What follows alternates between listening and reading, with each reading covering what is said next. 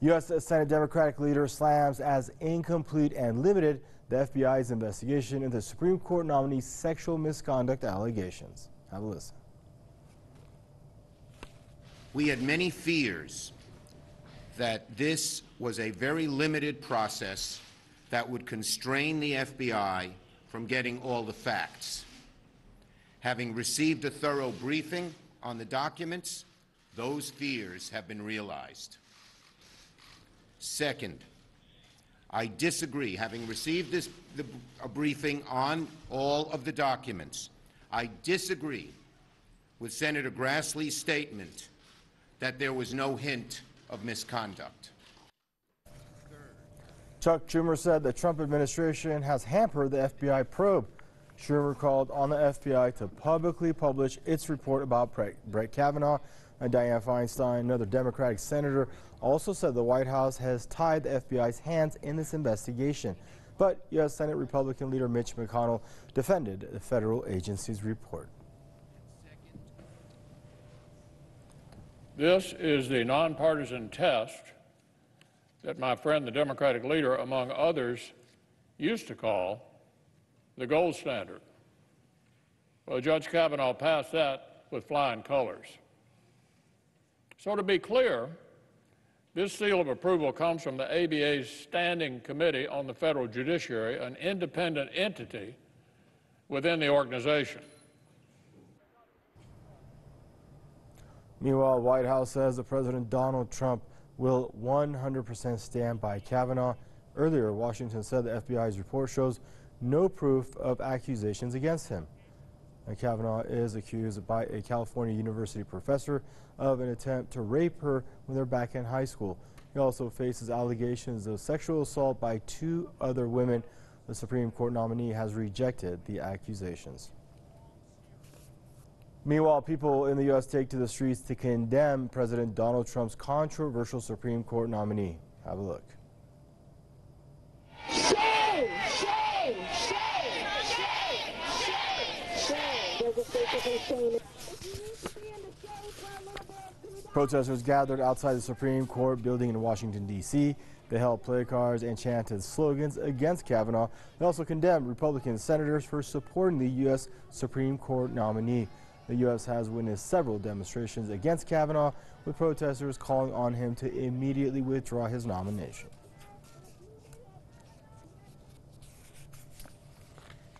Joining us out of Ontario, Canada, is Jason Unruhe, political commentator. Hello, Jason. Thanks for joining us back on the program. Now, your thoughts. I mean, you couldn't have a more of a lukewarm investigation than the FBI carried out. All they did was take testimony from Kavanaugh and Christine Blasey Ford, professor, and that's it. I mean, you can't the FBI's job is not to reach a conclusion. It was just to carry out an investigation. But what did? They wouldn't even, touch on any of the supposed witnesses, the other couple ladies. So your thoughts on this investigation and where we stand with Kavanaugh's nomination? Well, it seems like Kavanaugh is going to get his position after all. This investigation, I find it wholly suspicious. The single most important fact about this investigation was the fact that if you have an alleged event such as a sexual assault taking place, yet the FBI did not speak to either Kavanaugh or Ford. If this incident is claimed to have happened, then the 2 prime witnesses to the event are the ones who should be questioned. I think that's a tremendous failing on the part of the FBI.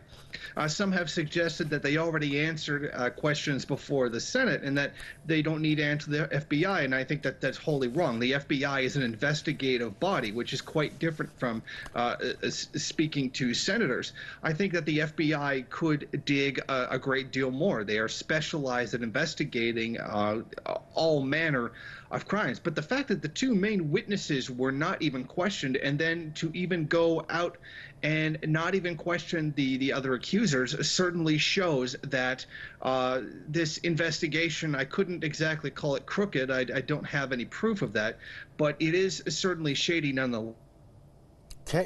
Jason, can it even be called an investigation? On many levels, no, I don't think you can. I think that a real job wasn't even done here. I mean, if you're not even going to speak to the witnesses to an event, That says it all. I mean, if you had any kind of incident and the police refused to talk to witnesses, then basically the entire case would be thrown out of court. Now, while this is not a court of law, just an investigative body, it certainly speaks to the thoroughness of the FBI. I think the reason that a lot of the reason why the witnesses weren't spoke to is that outside of their testimony, there is essentially nothing. And many of this took place many decades ago, so there's no physical evidence to go by. All we have is the word of the witnesses, and yet it's those words that have been excluded from the investigation. So I think that definitely shows, at least in my view, misconduct on the part of the FBI or whoever it was that carried out this investigation, that they would leave out such crucial evidence. And what about lawmakers who actually support Kavanaugh, you know, just with impunity? I mean, they've stood by him and they've accused the accuser instead of really taking a look at him, and they try to tie the investigation's hands with respect to Kavanaugh. I mean, willing to pretty much put all values and morality aside just to get him in that seat. Well, this would be politics. It's a game where very little morality is involved. I don't see it as totally unexpected that they would shove aside the actions of someone who's accused of sexual assault when they already carry out wars that kill millions of people to begin with. Simply dismissing someone who is allegedly a rapist is certainly very small and frankly insignificant compared to the tens of millions of lives that have been lost as a result of U.S. foreign policy. Well, no doubt, this is certainly a very partisan issue. This is going to make a difference as to, you know, who controls the Supreme Court for a while, the liberal side or the conservative side. But as we've seen, there's been very terrible actions on the part of the Republicans in this situation. There's been, frankly, denunciations from people like Lindsey Graham that have crossed the realm of simply being frustrated at a process to almost as though they're outright taking it personally. I think a lot of these people are actually perpetrators themselves who have committed these kinds of crimes against women. And to get one is to threaten to get all of them. It's like a case of they're almost defending themselves in this kind of situation, which to me would explain a lot of the hyperbole behind Lindsey Graham calling it a witch hunt and suggesting that maybe he should be dunked in water to see if he floats, invoking the image of the Salem witch trials. And I think that may be an element behind a lot of the mentality and the actions of the Republicans. And it's funny, we're out of time, but it's almost as if Republicans don't understand that, okay, if Kavanaugh is, you know, pushed aside, that, you know, Trump is free to obviously, and he probably would, appoint or nominate another conservative, possibly one without these skeletons. I don't know why they're, you know, in such panic mode over Kavanaugh. I want to thank you for joining us. We're out of time, Jason. That's Mr. Jason Unruhe, political commentator, joining us out of Ontario, Canada.